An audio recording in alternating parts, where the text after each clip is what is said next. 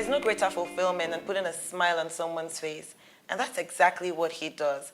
In addition to being one of the most sought-after doctors in Lagos, Nigeria, he's also a humanitarian with a really large heart. This morning, I'm here with Dr. Ayo Aranmolate, and he'll be sharing with us what's in his bag. Good morning, Dr. Ayo. Yeah, good morning. Happy to see you. Likewise. Yeah. So, Dr. Ayo, I want to start from the very beginning. Is medicine something you always wanted to do as a child, or was this an afterthought?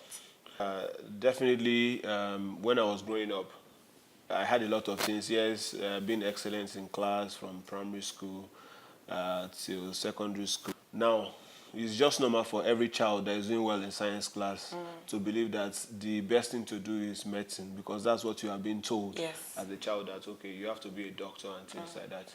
However, mine was guided by the fact that I'm also a little religious. I'm tilted towards the religion part. And one of my classmates, I remember in secondary school, used to say, oh, that if it is Yoruba language God wants him to do, he would rather do the Yoruba language rather than do whatsoever he wants. So I also started asking God, that God, what should be the best thing to do? So when I couldn't get the result myself, I decided to talk to my pastor then. So he said, okay, let's pray together. After praying, he told me, okay, why don't you do medicine or engineering? So I was shocked, because electrical engineering was what I wanted. Even though when I was about to fix my form, I was thinking of also petroleum engineering and all those things, because I realized that my physics and chemistry, they are really, really good. Yes, my biology, I still had very, very good results in biology. But I feel that I do less reading and less work to get A1 or distinction in chemistry and physics. So when he told me, I got home, I was so happy to announce to my elder brother, who was also writing JAM during the period I was writing. So he said, oh, he also wanted to study mechanical engineering. So I said, oh, we can't have two engineers in the house. So I decided to go in for medicine, which is the reason why today I'm a doctor. Now, the part of the plastic surgery was inspired with the fact that, okay, when house job was over, I was serving. My plan actually was to go to the United States for pediatric medicine. So, however, when I applied for visa, I was not given. I've passed some of the qualifying exam, but I needed to write the clinical part of the exam. So when that happened, I saw some of my classmates also who already wrote the exam to qualify them to start residency in Nigeria. So I decided, okay, this thing, it's as if I'm missing out in the whole thing. So I saw one of the senior registrar who was working and said, Aranmolate, are you here also for the interview? I said, sir, I didn't know about this thing, and the village I was, there is no newspaper or anything to show me. He said, but Igbobi does residency. Why don't you go there? And your uncle used to be a plastic surgeon there. So I ran straight to Igbobi. I told them that, oh, so. My father is Dr. Aranmolate, who was also a known plastic surgeon at that time, yes. So they said, but the form is closed. But because of the fact that it's your father, go and pay certain amount of money. So I quickly ran. I paid the required fee. So I got there on Monday. On Friday was the qualifying exam. I wrote the exam. I was part of the top 10 in the exam. We did the interview. I had one other guy who had more score than me. So two of us were actually chosen to do plastic surgery. So today, what I will say is that majority of the work I do is guided by the fact that I realize that apart from the training we do in Nigeria, I do try to compare myself with what other plastic surgeons are doing abroad. And when I was leaving training, I told myself that for the first 5 years, so this year makes it 5 years, that I must do almost every plastic surgery a plastic surgeon abroad can do. So every year after my training, I go abroad to stay with some other people who are older or who knows more. I will learn. Like this year now, I still have some other things, other places. Like I know I'm going to attend the one in San Diego. That's all the plastic surgeons in the world. They gather will together meet and share ideas. Yes. There's one other guy in South Africa, an old plastic surgeon, is about 70-something years. And he does, practicing? Yes, why not? So I go to his theater, I stay with him for like a week, to learn more, see what he does, that I am not doing. Then I can bring it back to Nigeria. And that's really, really good. So, Dr. Ayo, what I took back from sharing with me right now is that at some point, some of your friends had already gone ahead of you. But I think it's very critical to let people know that sometimes, in fact, more often than not, it's not about how fast or how far. It's how well. What was your experience like in this time for you? Well, it's also a serving year, so you should understand that everybody is serving. So basically, we are all still at the same level. Because you see, sometimes I feel that some things that's actually been of help to me, I will call it some unnatural forces. Because sometimes someone could have plan, and his plan didn't work out, and another person will not plan anything, and some things will just walk towards him. I feel basically like some people will say, there was one lady that was telling me recently that okay, there are people that have done well in life that they said that they feel this instinct in them when they are doing things. I felt bad when I realized that some of my classmates they've done the exam. But however, I quickly took advantage of the opportunity I have, and I quickly locked into it. The other thing I also did differently was that when the exam was closed, that very week, I went back to the hospital where I was to write the exam. I looked for one of the residents there and said, oh, what exactly do you write in this your exam? So he now said, oh, go and read the first 10 chapter of this particular book. So I went back home, I sat down, I started reading. Yeah, so I started reading it. So when I got to the exam, I realized that everything they were asking was exactly what the guy told me. You know, funnily, the guy apparently used my own clinic for his own surgery also. Wow. So, like the Surulere brand, the orthopedic surgeon there was the one I was referring to. Very intelligent guy. So he told me, okay, so sometimes our actions have to be guided. Yes, so if you have people who guide your action, it will quickly lead you to the right direction than just walking blindly. You know, if I've gone abroad, I don't know what will have been my direction, but I know I was determined to succeed because I had my plan. My plan was that okay, if I get there, I'll do like maybe something that will lead me to my direction. But you know, there are a lot of things that we cannot control forces also that we can't all talk about. But we just walk towards what we feel is the right thing, and other things can actually take place. You know, from talking to you, I can see that you're spiritual. Yeah, definitely. Right? What does God mean to you? God means a lot to me, definitely, if I'm going to look at God aspect. On the part of spirituality, because you see, even in medicine, we talk about spirituality in medicine. Because there's what called spirituality in medicine. Because when you are doing psychiatry posting, they will tell you there's what called spirituality in medicine. Interesting. Yes, because... What exactly is that? Yeah, because basically, if you look at the WHO standard of definition of health, they will tell you health is not just physical, but also mental. Oh, yes. Even now, we are talking about social well-being of the person. Because the social well-being is your interaction with other people. So if you don't know how to relate well with people, there's a problem. Your mental well-being is that, okay, you are mentally sound, you can relate when you're under stress, you can coordinate things. Because when you're under stress, you can actually have a psychological breakdown. So your mental well-being is missing. When you are having a home issue, you are fighting with your husband, your family members, so those are the mental parts. Now, there's also the financial part of well-being also, because when you have money, you are a little comfortable. You can pay school fees, house rent, and a lot of things like that. Now, the spiritual part is what we believe in God. You know, a lot of the doctors, they say, we does this and God heals, you know.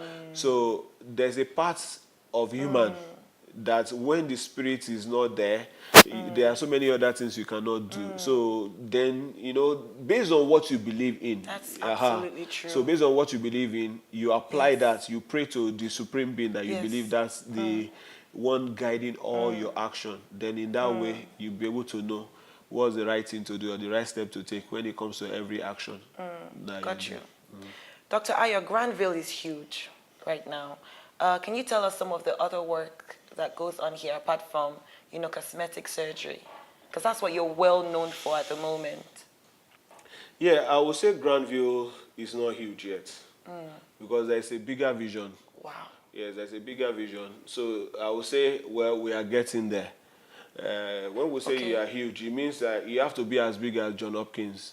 If you have gone to John Hopkins, I've been to John Hopkins. Even trainers in John Hopkins will tell you that John Hopkins is a monster. That's how big. Yes, I mean, I live in Saudi Arabia, and we have John Hopkins in Saudi Arabia. Yeah, so that's how big. So for me, I would say it's a small clinic, as far as I'm concerned for now. It's a small clinic which is still going to expand to maximum of what we want it to be. Now, basically, we do a lot of things aside plastic surgery. Now, we have the ICU, which is the intensive care unit. So patients that need intensive care or critical care, they can be admitted. But that one is in our Surulere branch. Okay. We also have here in Lekki, we have the laboratory section where people who want to do blood tests and a lot of other things, they can do that. There's also a vision for a trauma center, Grandville Trauma Center. Okay. So, which is to be located along this Lekki axis, so that people who have maybe road traffic accidents and a lot of other things like that, they can be admitted and attended to. So that's the next line when we are done.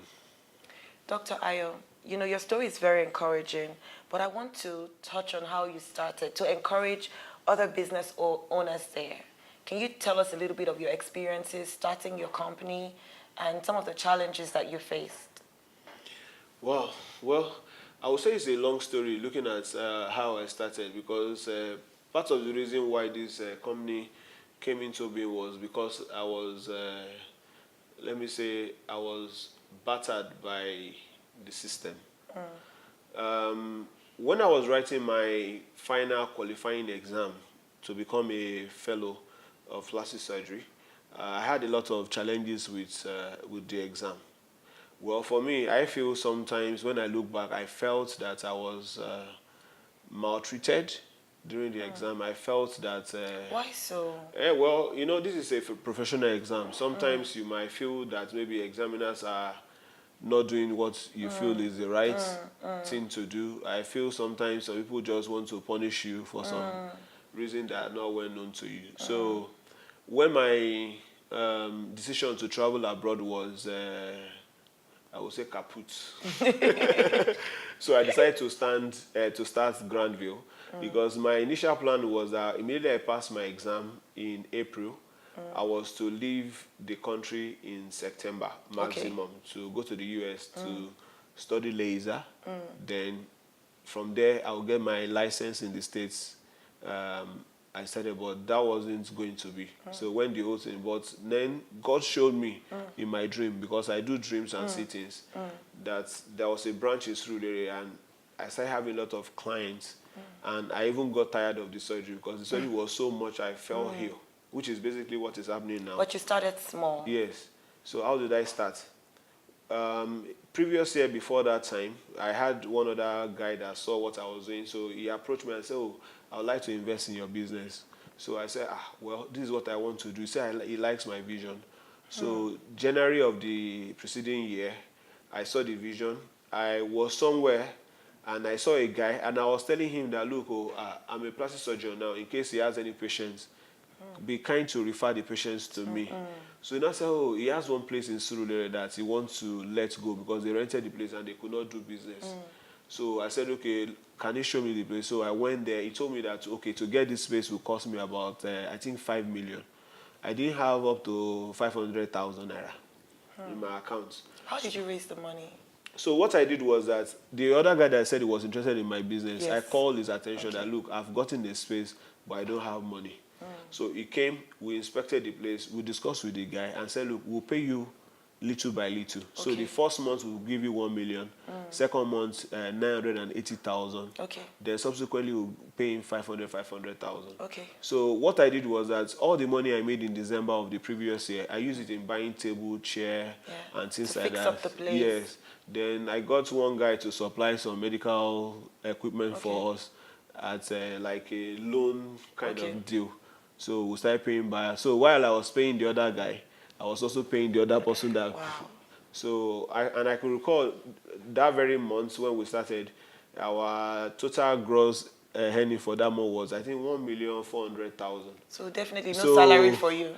Salary, there's no salary. For 3 years, I was running the business without salary. I want to ask you something. What kept you going? Because it didn't look like it in the beginning. What kept you going? Well, I didn't see myself going to fail. That was just, it never crossed my mind that I was going to fail. Because even though my partner was a little scared, you know, my wife was scared that, oh, I might lose everything. But it didn't cross my mind, though, at all for 1 second that I was going to, because I was just doing it. I felt that, okay, we made 1 million. The next month we made another million. So it was going, and that was how the business, and I denied myself of every little thing. I was doing my evangelism myself. You know what I mean by evangelism? I will print flyers. I'll go to places like ShopRite. On Sunday, I'll give to people. If I see anybody that needs my it's so work. important for people to know that Rome wasn't built in a day. No. Yes. No. So I'll go around. I visited virtually all the ShopRites in Lagos. I will drive down there. I will put flyers on their cars myself. You know, I'll speak to them. If I see someone that needs laser hair removal, I'll say, oh, do you know I can do this? If I see anybody that has like a growth in their body, then online I was putting the company name online. You know, there are some registries, online registries. I'll put it so that when you search for, you just get you see. Social media is powerful. Yeah. Well, then I wasn't using social media. Okay. I wasn't at all because social media wasn't this big that time. How many years ago was this again? So This is about 5 years ago. So Instagram wasn't that popular. It was Facebook that was popular because even once in a while I'll put up some write-ups, some posts on. It will be heavily criticized. Why are you putting patient pictures online? You know, some people will say in America it's not allowed. Well, I'm in Nigeria, I'm in Lagos. So, and also I will have asked the consent of the patients. Okay, I would like to use your picture. Exactly. There's some areas that will do that totally mask. You know, if I put someone's leg, you will not know it's the person's leg. So, but later on we keep changing it, asking patient directly, please, we would like to use your picture. Can you please send us pictures? Yes. Some of them will say, doctor, I showcase my pictures and a lot of other things like that. Like every other new breakthrough in medicine or in science, there's always a bit of controversy. And usually it stems from religious quarters. As a believer, what's your take on the place of religion and body augmentation? Yeah. Now, well, sometimes when people think that way, I just look at it that, okay, then pastors should stop collecting tithe and offering. Because that's their principle of practice. In medicine, this is our own principle of practice. For everything in life, there's a principle and practice. So our principle and practice is that, okay, in surgery, because I'm a surgeon first, now, so plastic surgery is just an aspect. Cosmetic surgery is another small aspect of plastic surgery. So it's a principle of practice. A patient needs something, you are able to do it. Do you understand?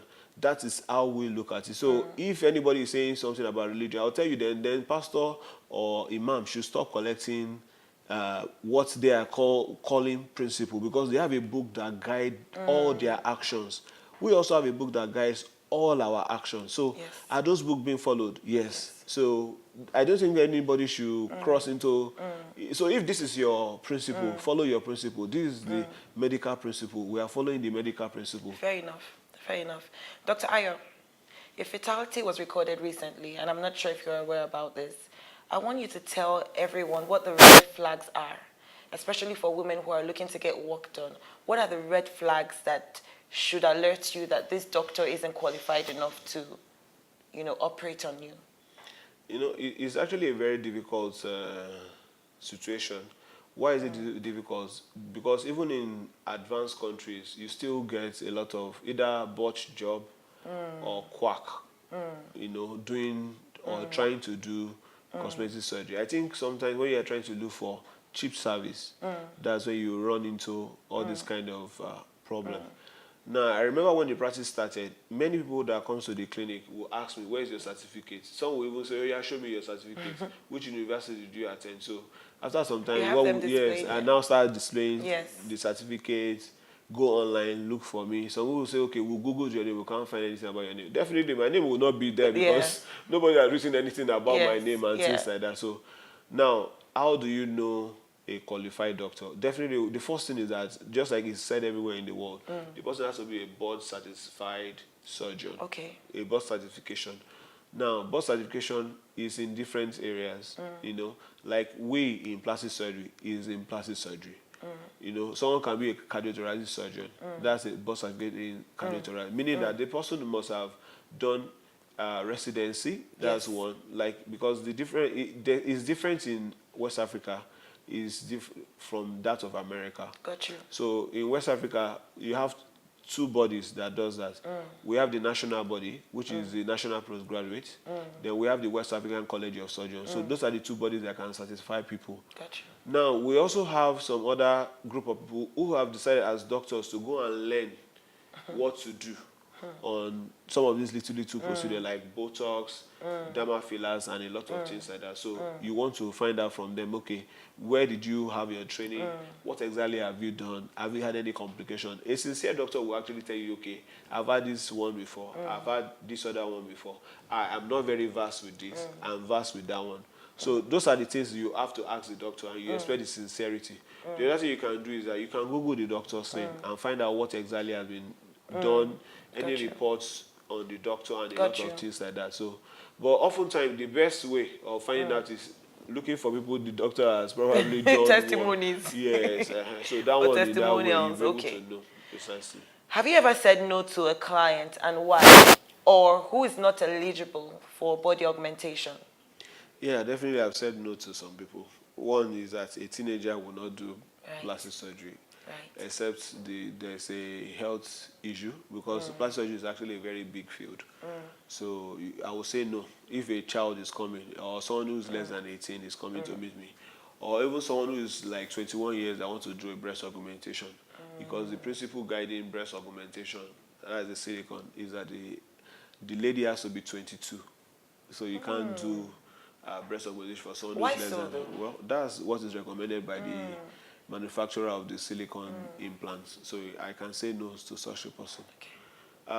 But there's not absolute thing, because if I also have a lady that has what we call an hypoplastic breast, meaning that one breast is developed, the other one is less, I can actually put a silicone implant, irrespective of the age. However, we want that lady to have reached maturity, so that the other breast will have grown to the size you want it to be. Now, the other group of people you say no, or I will say no to, is people who are can never be satisfied. No matter the amount of surgery you do for them, they will never still be satisfied. So you should be able to know such a client. Now, someone who also has some psychiatric illness also, you should be able to say no to them. Or a patient who is going to be a non-compliant patient. You know that you have done a surgery for someone, you know the person will probably not follow instruction. Yes, you should definitely say no to such people. People who don't have the right health to support the surgery you want to do. Oh, I've seen the person. Important. Like I saw one recently. She has a kidney problem. She's diabetic and some other things. Oh, I've been to doctors. He said he's not going to do it because my blood level is low, because she has a renal problem. So, and the kidney is part of the stuff that, or part of the organs that help in blood production, because there's what we call renin in the kidney that will stimulate erythropoietin. You know, it's a whole chain. Like that. So I told her, okay, the doctor says no. So I asked her specific questions. I examined her. I realized that she has a leg swelling. So which is to tell me that she's having a failing kidney problem. So I said no, that your health has to be right before I can do. Yes. So you have to have the right. If you are not in the right frame of mind, also mental issue, or you are not just stable, definitely I will say no to you. So that means there's a series of tests you run. Not only tests, when I also examine you, or after my discussion with you, yes, I realize that you're not the right clients, then I will say no. You turn them down. Interesting. Dr. Ayo, how safe is body augmentation, and how long is the recovery process? And I have one more question. Are there any possible side effects? Well, let me start with the first one, which is the recovery period. Okay, the safety. Well, I would say it's a very safe procedure. And once in a while, you are going to have complications. For us, when we say complication, it's not only that complication is a disastrous or catastrophic condition. When we do like tummy tuck and you have a scar, that scar is a complication. When we do liposuction and you have swelling, that swelling is a complication. Now, when we do liposuction and you are bleeding, that's a complication. Do you understand? Or you bled more than usual, that's a complication. So it's oftentimes when people talk, when they say complication, they are thinking about the uncontrolled condition that affects, am I going to get pregnant? Am I going to, those are the things that are not necessarily what we refer to as the problem. So, but there are other regular things that are basically complications to us that to the public is just normal. Now, safety, I would say very safe, very, very safe if you are doing with the right doctor. Now, the recovery time usually between 2 to 4 weeks, depending on the type of procedure done. in some procedures, like if you have seen a very good doctor who does rhinoplasty, they will tell you that the swelling of rhinoplasty takes almost 2 years before the whole swelling will go down. 2 Yes, years. 2 years. So for me, I know all those things. The patient might not be aware, but definitely those are things that we try to educate them when they come and say, okay, just relax. Let's give it some more time. Let's see when swelling has gone down, what it looks like. In that way, we'll be able to know what is best for us to do. Okay, Dr. Ayo, this is one of my favorite questions. You provide FOC surgeries for people who are in dire need. How did this start, and why is this very dear to you? Well, for the free surgeries and free things I do, because it's not just surgeries that we tend to do free. I do a lot of sponsoring, even though it might not be known to a lot of people. If I see people who have genuine hearts that will affect humanity, I try to put in some money to support the cause of those things. If there are organizations that need my input, maybe by educating people, I do that. So one of them is what we call Ask the Pediatrician. There's a platform called Ask the Pediatrician. It's just this group of people who just go all out to educate mothers and families or people on what to do. What is it called? Ask the Pediatricians. Okay. So they will just educate them. Sometimes they call my attention to give like online lecture, maybe on burn injury, like children after fire accidents or acid burn or any area, maybe cleft lip, cleft palate. I will do like a lecture on that. So that's like giving back to the society. So for me, I just feel that it's the normal thing to do. It's just something that you have to do. That's just when you have. I think you should give back. That's what I believe. Okay, thank you so much. You're welcome. Now, Dr. Ayo, I know that one of the surgeries you've done, one of the many surgeries, is repair the cleft palate of babies. I've always thought about it. What causes that? Okay. Now, for cleft lip and palate, is one of the congenital craniofacial, we'll call it defect or deficit. Now, the real cause is unknown, by all our books. What we just realized is that, okay, there are specific factors that have been identified. Some of them are drugs during pregnancy, usually the first 3 months, or usually we'll say the first 12 weeks of pregnancy. So if you have mothers that are taking unrecommended drugs, definitely they can have a cleft lip and palate. In our environment, folic acid is one of those things that we have identified as a cause of cleft lip and palate. Folic acid? Yeah, so that's the #1 drug that is being recommended for women who are pregnant. But for a lot of time, when you see a lot of parents, the first 3 months of pregnancy, they don't go to any hospital. They don't do registration for antenatal care. So definitely, you know that folic acid might be deficient, especially if they are poor or they have nutritional problem. So that's part of there are other drugs that have been implicated in children with cleft lip and palate. But in the environment, what we just notice is that it oftentimes affects poor people. That's what we just notice. You hardly see a middle class or upper class. Yes, that's so true. Yes, have cleft lip and palate. So it's more or less either associated with nutrition, yes, I was just or going to say something malnutrition. unique about the people on the lower cadre. Thank you for sharing that with us. Dr. Ayo, so what are the services that Grandville Medical Center provides? Well, I think basically for now, we still do more of plastic surgery. So when we say plastic surgery. Plastic surgery is both reconstructive and cosmetics. Okay. So, but I think I still have more of cosmetic surgery coming to me. On. I have 1 or 2 reconstruction that comes to me. So starting from a child to an adult.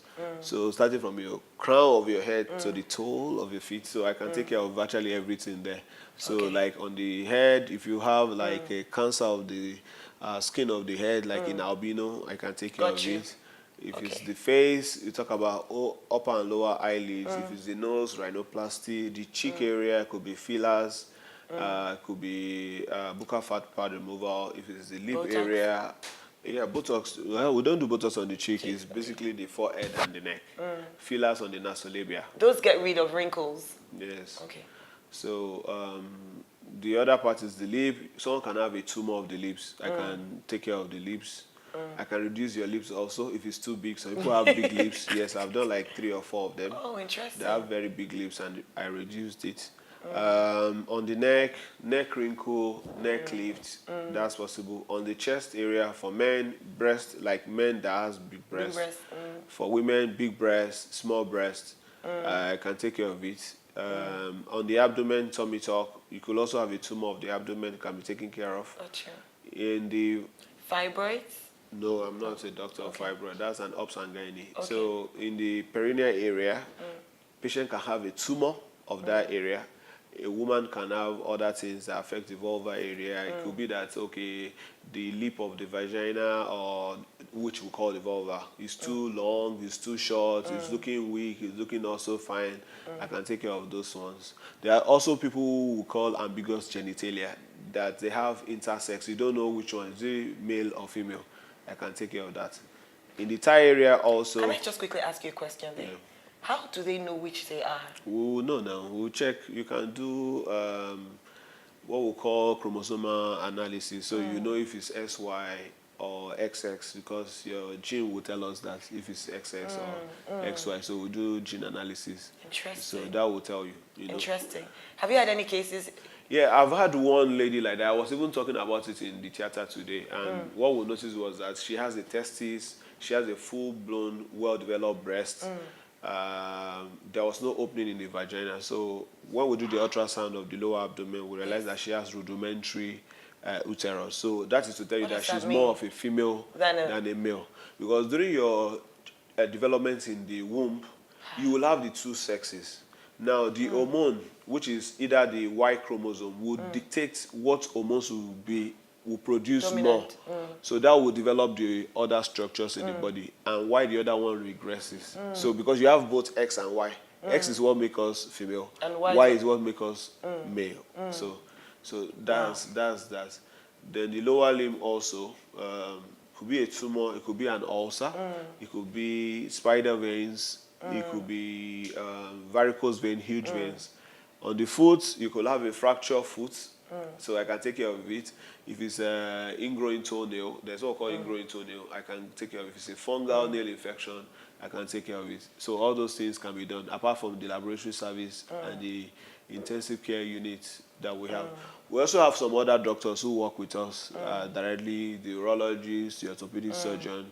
Now we are trying to develop the neurosurgery part, because we just purchased an operating microscope that they can use to do their surgery. Oh, so that will be in the Surulere Center. Oh, lovely. Amazing. Awesome. Thank you. Dr. Ayo, what's your advice to youths who all want to flee Nigeria to go look for greener pastures outside of Nigeria? Well, for young people who are willing to run, well, I wish them the best. For me, I think I'm taking advantage of the situation we have in Nigeria, which is, I realize that there's what we call poor services, which is still what is lacking in everything we do. Our services are still very poor. And some of the things I do tell people is that, look at the average clinic. The receptionist of the average clinic is really poor.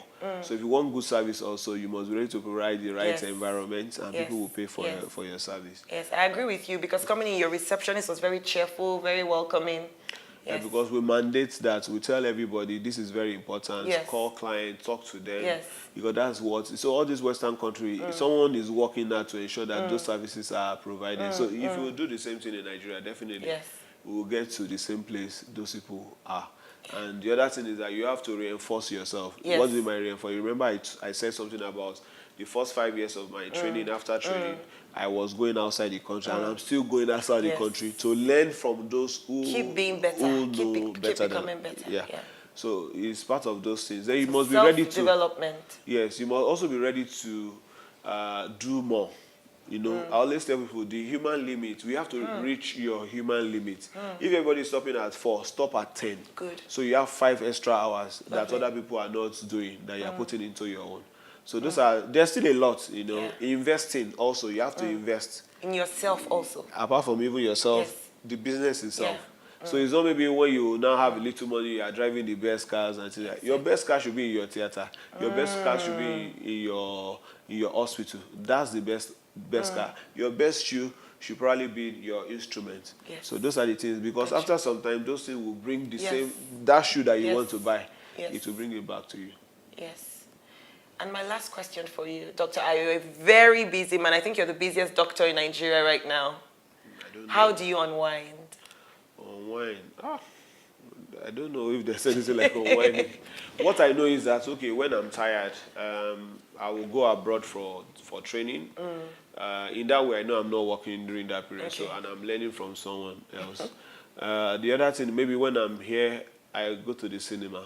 Otherwise, well, I don't know.